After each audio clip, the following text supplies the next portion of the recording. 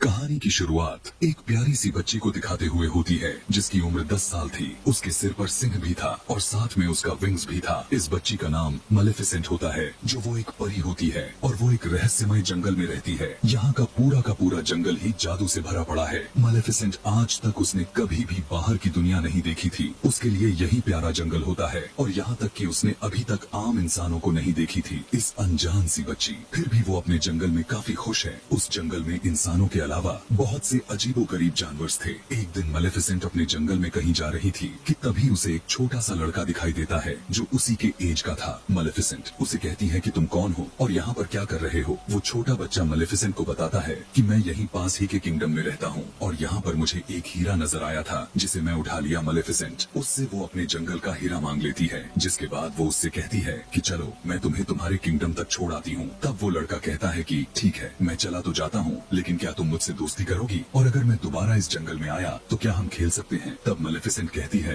कि यह जादुई जंगल है इसलिए तुम्हारा यहाँ पर आना ठीक तो नहीं है, लेकिन इस बात के लिए सोचेंगे। अब जाने से पहले दोनों हैंड शेक करते हैं। तब मलेफिसेंट को कुछ करंट जैसा लगता है, वो इसलिए क्योंकि उस लड़के के पहने गए लोहे की रिंग से लगा था। मलेफिसेंट उसे बताती है कि लोहा परियों को जला देता है, तो आइंदा अगली बार आना तो इसे पहन कर मत आना। इसके बाद वो लड़का अपने किंगडम में वापस चला जाता है, लेकिन जो किंगडम से वो बच्चा आया था वो किंगडम इस किंगडम पर कब्जा करना चाहता था और इस लड़के के माता पिता भी जिंदा नहीं थे। लेकिन इसी के साथ इन दोनों में काफी अच्छी दोस्ती हो गई थी और इन दोनों को ऐसा फील ही नहीं होता कि ये दोनों एक दूसरे दुश्मन किंगडम से हैं। ये दोनों एक साथ खेलते रहे और इसी के तरह कई साल गुजर जाते हैं। वो लड़का हर रोज यहाँ आता और दोनों साथ में मिलकर खेलते रहते और इसी के साथ काफी दिन गुजर जाते हैं और दोनों 16 साल के हो गए थे और एक दूसरे को पसंद करने लगे थे। मलेफिसेंट को लगता था कि इंसान परियों के दुश्मन नहीं है, वो बहुत अच्छे होते हैं। उसे ये भी नहीं पता था कि उनमें ग्रिड यानी लालच भी होती है। एक दिन मलेफिसेंट सोचने लग जाती है कि उस लड़के को आए हुए काफी दिन गुजर गए हैं और उसे उस लड़के की एक और बात याद आती है। उसने कहा था कि जब मैं बड़ा हो जाऊंगा तब मैं अपने किंगडम पर कब्जा करूंगा और यहाँ के किला को भी मैं हासिल कर लूंगा। यानी मलेफिसेंट को उस समय भी याद नहीं आया था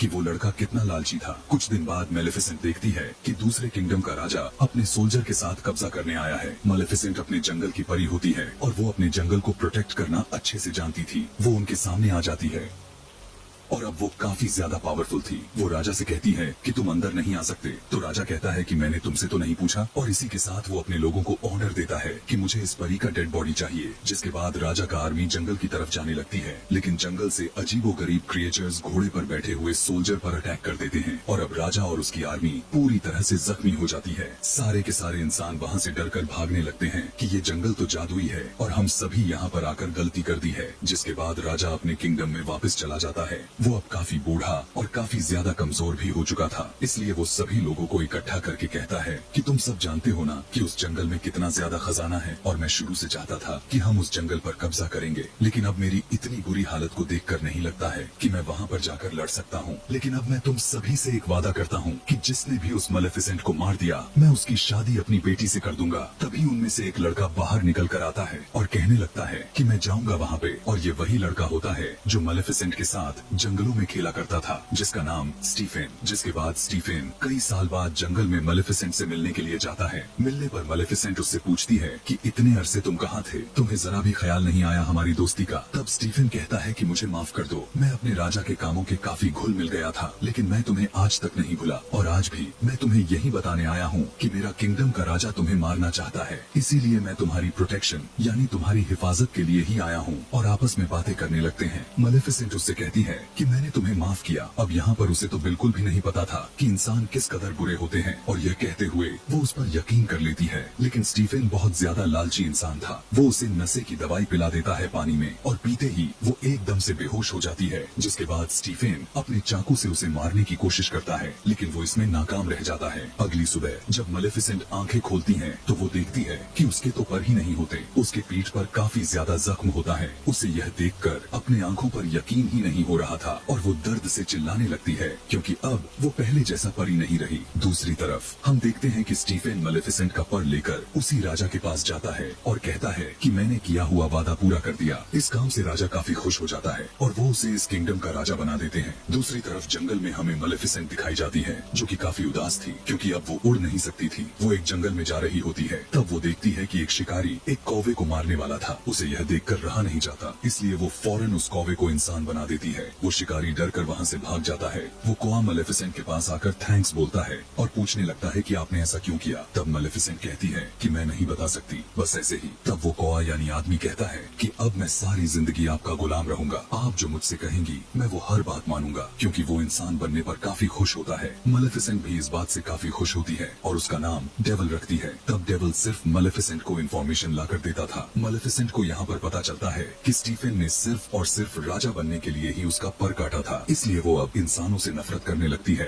और उसका ट्रस्ट इंसानों से खत्म हो जाता है। अगले सीन में हम देखते हैं उस किंगडम में स्टीफन का राजा के बेटी के साथ शादी हो जाती है, जिसके बाद उसकी एक बेटी भी पैदा होती है। इसी खुशी में उस हवेली में काफी ज्यादा सेलिब्रेशंस हो रही थी और इसीलिए पता भी नहीं चल पा रहा था कि वहाँ पर कौन कौन आ रहा था और कितने कितने दूर से आ रहा था। और इसी का फायदा उठाते हुए मेलेफिसेंट भी वहाँ पर जाती है और उसे विश करने लगती है। वो उस छोटी बेबी से कहने लगती है कि तुम बहुत प्यारी हो, लेकिन जैसे ही तुम 16 साल की होगी तुम्हारे हाथ में एक सुई चुभेगी, जिसके बाद तुम्हारी डेथ हो जाएगी। जिसे सुनकर स्टीफन उसके आगे गिड़गिड़ाने लगता है और कहता है कि ऐसा मत करो, तुम मेरा बदला मेरी बेटी से क्यों ले रही हो। तब मेलेफिसेंट कहती है कि मैं भी एक लड़की थी और तुम्हें याद है ना तुमने मेरे साथ क्या किया था। मेलेफिसेंट के दिल में अभी भी गुस्सा होता है और वो स्टीफन से कहती है अगर तुम्हारी बेटी को उसके 16th बर्थडे पे उसका सच्चा प्यार मिल गया तो उसकी जान बच सकती है। स्टीफन इस बात से काफी परेशान हो जाता है और फौरन 3 छोटी छोटी सी परियों को बुलाता है और कहता है कि मेरी बेटी को यहाँ से कहीं दूर लेकर चली जाओ और जब तक ये 16 साल की नहीं हो जाती इसे यहाँ पर मत लेकर आना, वरना इसके दिए गए श्राप सच हो जाएगा। जिसके बाद वो अपनी आर्मी को लेकर जंगल पर अटैक करने के लिए निकल जाता है, क्योंकि जंगल पे अब पूरी तरह से कब्जा करना चाहता था। लेकिन यहाँ पर मेलेफिसेंट ने अपने पावर से पहले से जंगल के बाउंड्रीज को कवर कर दिया था और अब कोई भी इंसान उस जंगल में नहीं आ सकता था। आगे हम देखते हैं उस प्रिंसेस को जिसका नाम अरोरा था, जो स्टीफन की बेटी भी होती है। वो तीनों परियां उसे लेकर बहुत दूर चली जाती हैं, लेकिन मेलेफिसेंट को पता था कि आखिर वो कहाँ पर है। जब वो उसके पास जाकर उसे डराने की कोशिश करती है, लेकिन वो छोटी बच्ची रोने की जगह हंसने लगती है। उसे ऐसा करते हुए देखकर उसे काफी अच्छा लगने लगता है। वो पिघलने लगती है क्योंकि मेलेफिसेंट एक अच्छी परी थी।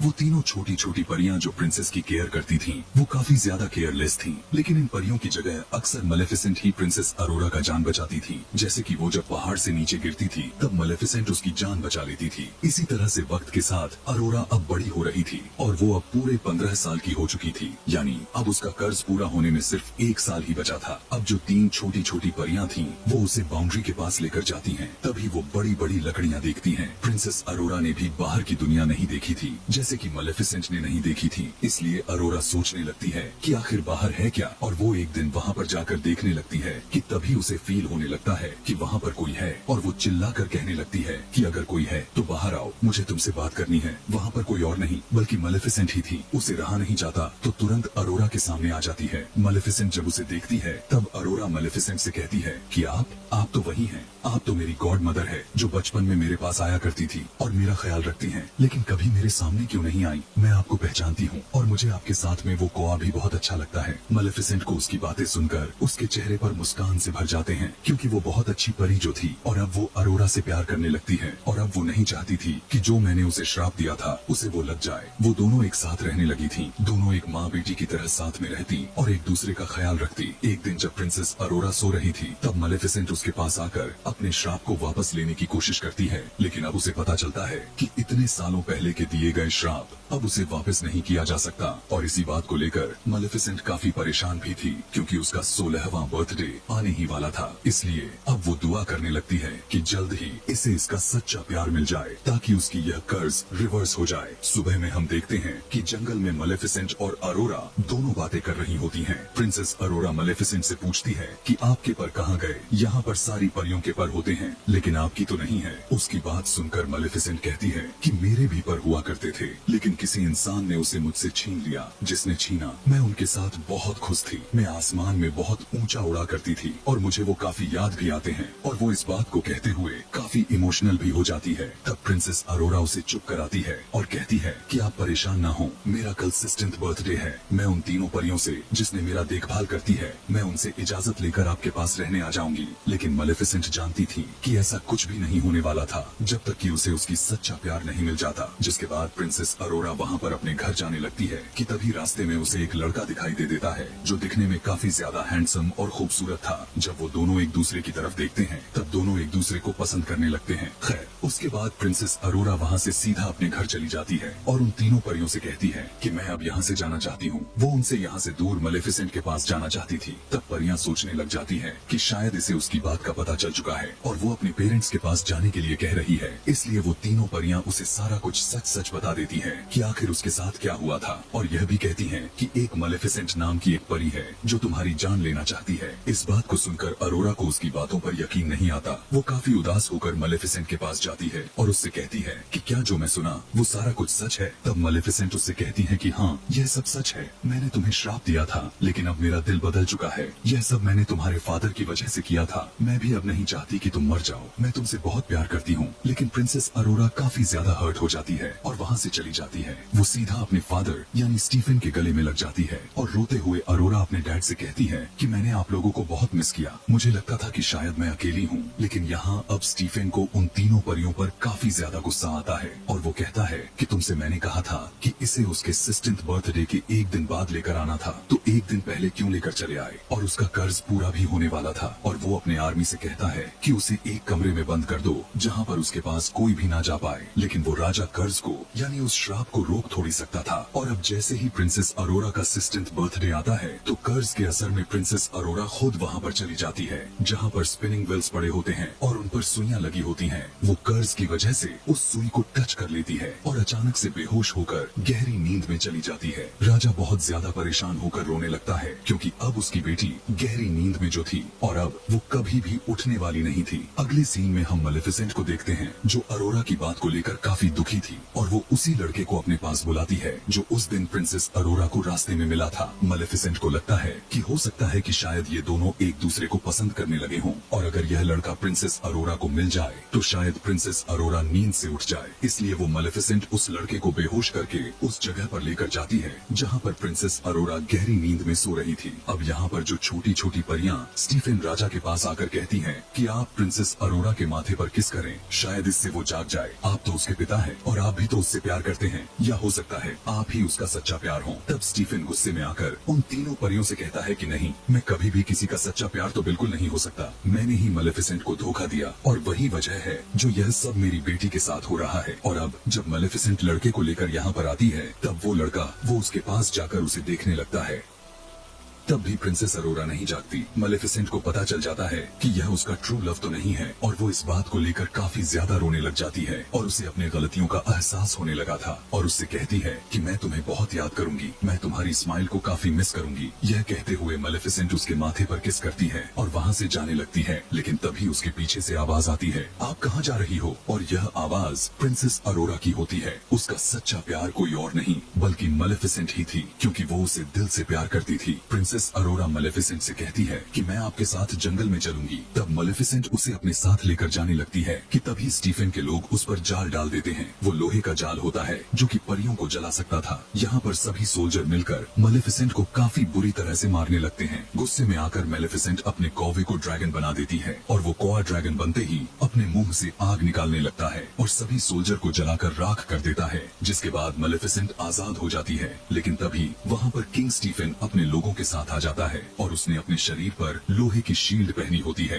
ताकि वो हमेशा के लिए मेलेफिसेंट को जान से मार दे। यहाँ दूसरी तरफ प्रिंसेस अरोरा को मेलेफिसेंट का कटा हुआ पर नजर आ जाते हैं और वो पर अब मूव करने लगता है। ऐसा लग रहा था उसे भी पता चल गया है कि मेलेफिसेंट यानी उसकी मालिक उसके पास आई है, जिसके बाद प्रिंसेस अरोरा उस पर को आजाद कर देती है और वो पर तुरंत जाकर मेलेफिसेंट के पीछे लग जाता है। मेलेफिसेंट अब तैयार थी उड़ने के लिए और वो स्टीफन को अपने साथ उड़ाकर आसमान में लेकर जाती है। स्टीफन उस पर अटैक करने लगता है जिससे दोनों ही नीचे गिरने लगते हैं और स्टीफन ने मेलेफिसेंट के पर को पकड़ा होता है ताकि वो उड़ ना सके। लेकिन जैसे ही वो दोनों जमीन पर गिरने वाले होते हैं मेलेफिसेंट अपने पर को खोल लेती है और और उड़ जाती है, लेकिन इस वजह से स्टीफन जमीन पर गिरकर मर जाता है। यानी अब ये लालची आदमी इस दुनिया में नहीं रहा। अगली सुबह में हम देखते हैं कि मेलेफिसेंट उन सभी बाउंड्रीज को हटा देती है जो उसने जंगल को घेरा हुआ था। वहाँ पर अब दोबारा से फूल खिलने लगते हैं और उस जंगल के सभी लोग मजे से रहने लगते हैं। जिसके बाद मेलेफिसेंट प्रिंसेस अरोरा से कहती है कि आज से तुम इस जंगल की रानी हो। इस तरह से वहाँ पर किंगडम और ये जंगल दोनों आपस में मिल जाते हैं और सभी के सभी हंसी खुशी से अपनी जिंदगी गुजारने लगते हैं। और यहीं पर मेलेफिसेंट का पार्ट 1 खत्म हो जाता है।